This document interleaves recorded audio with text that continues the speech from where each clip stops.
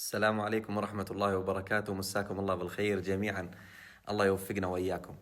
يشتكي بعض الإخوة من الفتور بعد رمضان في العبادة، وهذا الأمر طبيعي، لكن الذي ليس بطبيعي أن يستمر الفتور.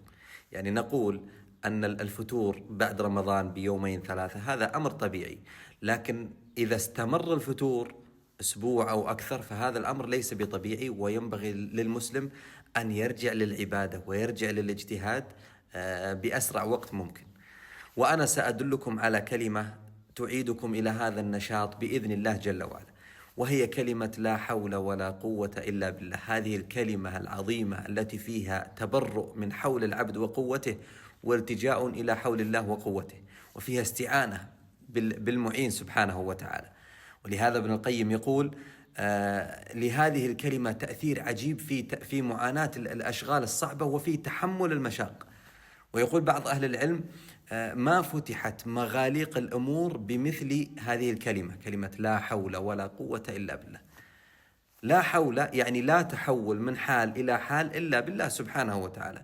فأنت الآن في حال الفتور والضعف والكسل، كيف تتحول إلى حال النشاط والاجتهاد في العبادة؟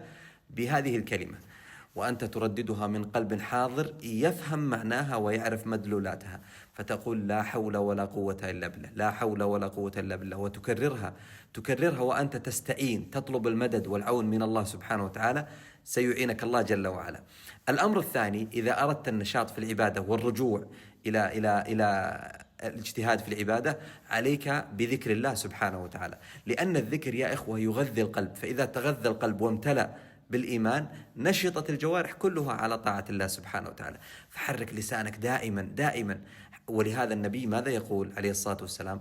يقول مثل الذي يذكر ربه والذي لا يذكر ربه مثل الحي والميت. شوف الفرق بين الذاكر والغافل عن ذكر الله. فالذاكر حي نشيط يجتهد بالأعمال الصالحة ونفسه منشرحة للعبادات. فأنا أنصحك بهذه الكلمة العظيمة لا حول ولا قوة إلا بالله، وبإطلاق اللسان بذكر الله عموما، لأن الذكر يغذي القلب، فإذا تغذى القلب وامتلأ بالإيمان انطلقت الجوارح في ذكر الواحد الديان سبحانه وتعالى.